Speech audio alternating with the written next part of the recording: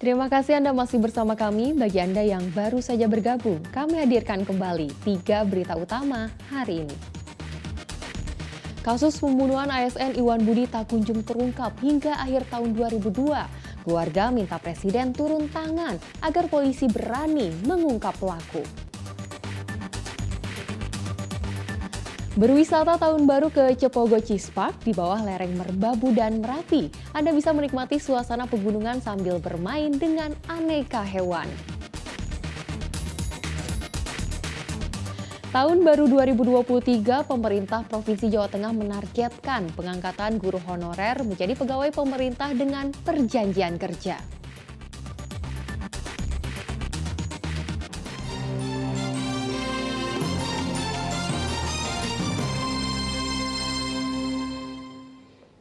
Kita ke informasi selanjutnya. Menyongsong tahun 2023, pemerintah Provinsi Jawa Tengah harus bekerja untuk mencapai target dan menyelesaikan sejumlah pekerjaan rumah, mulai dari kasus stunting, pengangkatan guru sebagai pegawai pemerintah dengan perjanjian kerja, serta menekan angka kemiskinan. Menyongsong 2023, pemerintah Provinsi Jawa Tengah harus menyelesaikan sejumlah pekerjaan rumah dan target. 2022 Jawa Tengah masuk dalam 5 provinsi dengan kasus stunting atau kurang gizi kronis yang dialami anak-anak tertinggi di tanah air bersama dengan Jawa Barat, Jawa Timur, Sumatera Utara, dan Banten. Angka stunting provinsi mencapai 20,9% atau sekitar 540.000 ribu anak. Jika diumpamakan 1 dari 5 balita di Jawa Tengah mengalami stunting. Pemerintah Provinsi Jawa Tengah diminta untuk menekan angka stunting karena akan berpengaruh besar untuk angka stunting nasional. Target Pemprov Jawa Tengah pada 2023 menurunkan angka stunting menjadi 14%. Pemprov Jawa Tengah dan BKKBN membentuk tim percepatan penurunan stunting atau TPPS yang tersebar di 35 kabupaten kota, 576 kecamatan, dan 8.562 desa kelurahan. Tim ini bertugas untuk membina dan mengedukasi warga tentang pentingnya menjaga gizi anak mulai dari kandungan hingga balita. Edukasi stunting menyasar kabupaten dan kota dengan angka prevalensi balita di atas angka provinsi, seperti Kabupaten Wonosobo, Kabupaten Tegal, dan Kabupaten Brebes, dengan angka stunting mencapai 28,1%, 28%, dan 26,3%. Selain itu, ada pendirian pos gizi anak untuk mendukung para ibu agar memberikan asupan terbaik dan memantau tumbuh kembang anak. Tugas besar lainnya adalah mengangkat guru honorer menjadi pegawai pemerintah dengan perjanjian kerja. Gubernur Jawa Tengah Ganjar Pranowo berjanji akan mengangkat 1 juta P3K. Katanya mau ada pengangkatan 1 juta P3K. Itu. Mbok guru diutamakan, katanya begitu. Dan tentu saja saya yakin Bapak Ibu yang hadir hari ini juga menerima curhat seperti itu di tempat masing-masing. Apalagi para kepala daerah pasti mendapatkan curhatan-curhatan itu. Tapi saya punya datanya loh Bapak Ibu. Kita nggak usah khawatir. Saya yakin target itu pasti akan terlampaui. Selain pengangkatan guru P3K, Pemprov Jawa Tengah juga menargetkan pemberian upah guru honorer sesuai dengan upah minimum kabupaten kota. Alokasi dana diambil dari APBD masing-masing. Ganjar menyebut di tingkat provinsi telah memberikan upah guru sebesar UMK ditambah 7,5 hingga 10%.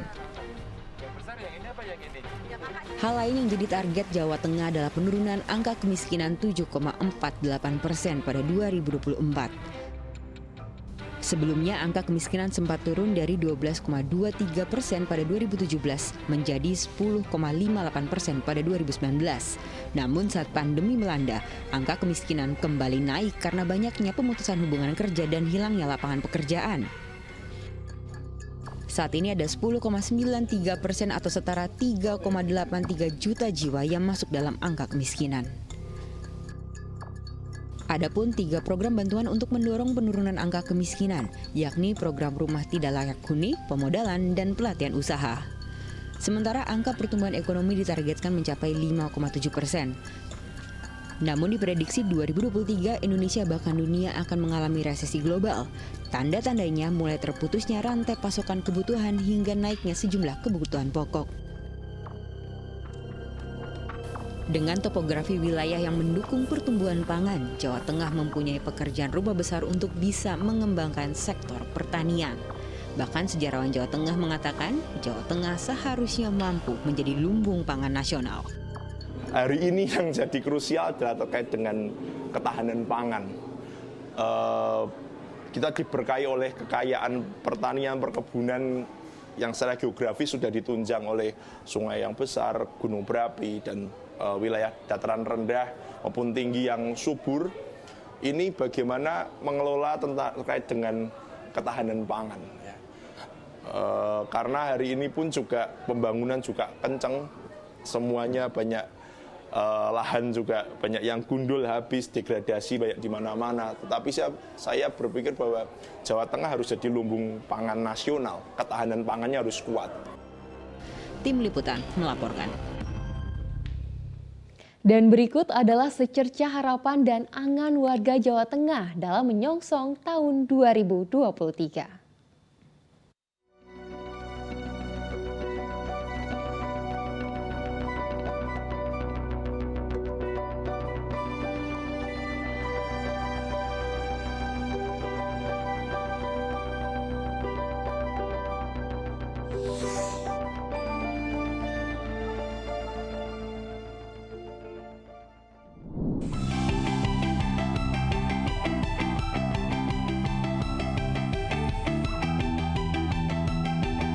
Semoga di tahun 2023 yang pertama adalah pandemi COVID-19 ini cepat berlalu dan kita bisa menjalankan aktivitas seperti sedia kala sehingga perekonomian di Kabupaten Grobogan bertumbuh dan berdampak bagi peningkatan kesejahteraan masyarakat Kabupaten Grobogan. Harapan 2023 ke depan ini memang benar-benar Indonesia ini khususnya Grobogan bebas dari COVID-19 sebebas-bebasnya. Yang kedua tentang resesi ekonomi itu semoga tidak terjadi karena memang berat untuk di tingkat bawah sini tentang mencari penghasilan ekonomi ini sudah mulai agak sulit ini. Harapannya ya fokus di ini Mas, di pembenahan perekonomian. Mengingat ini kan pasca pandemi, bahkan hingga saat ini juga belum dinyatakan sebagai endemi ya. Harapannya untuk pemerintah sendiri lebih memperhatikan ekonomi baik itu dari pengusaha kecil maupun menengah atas, itu ada perhatian khusus. Saya berharap dan saya menghimbau sebagai warga Kota Salatiga bahwa itu tidak hanya menjadi slogan saja, Salatiga menjadi kota toleransi, tetapi benar-benar itu terimplementasi dalam kehidupan sehari-hari kita dalam bermasyarakat.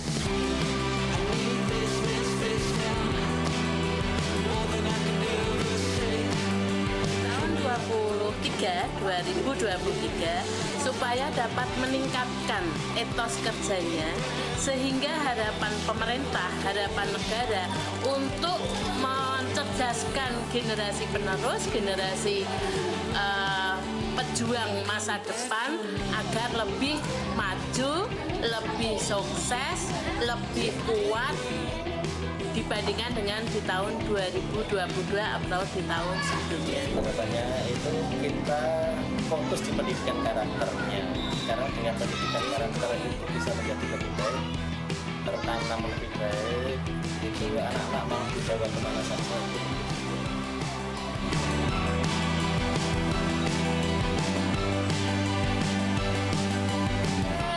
Banyak fasilitas yang baru seperti komputer, lebih banyak, buku juga lebih dikembangkan lagi lebih banyak karena buku di sini juga ada terbatas. Ya, bagi petani itu yang penting itu masalah obat-obatan dan pupuk ya, itu bisa dipermudah gitu loh. Masalahnya itu kan bagi petani kan susah semua, terutama pupuk. Keduanya obat-obatan tuh harganya udah mahal semua. Nanti harga jualnya sangat rendah sekali. Kan bagi petani itu kan nggak ada hasilnya. Pola pikir dan layanan inovasinya. Tidak ada mungkin ada layanan inovasi dan dengan adanya guru penggerak. Itulah jadi layanan pusat informasi IT dan lain sebagainya.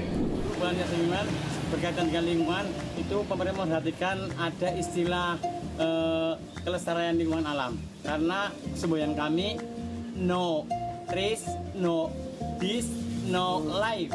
Ekonomi ya, bahwa dengan kondisi yang belum mapan ini, masyarakat ini membutuhkan sekali bimbingan dan arahan serta bantuan agar kegiatan pemulihan ekonomi yang akan mereka lakukan ini bisa cepat tertangani, mereka bisa kembali seperti sedia kala, seperti dulu, bisa mandiri dan bisa berusaha sesuai dengan bidangnya masing-masing.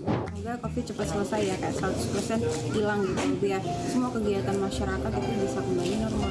Mungkin di sektor infrastruktur ya, mungkin kalau jalan-jalannya masih Dan informasi tadi mengakhiri jumpa kita hari ini. Atas nama rekan yang bertugas, saya Tia Anissa mengucapkan terima kasih atas kebersamaan Anda. Semoga tahun 2023 ini menjadi tahun baik bagi kita semua. Selamat beraktivitas dan sampai jumpa.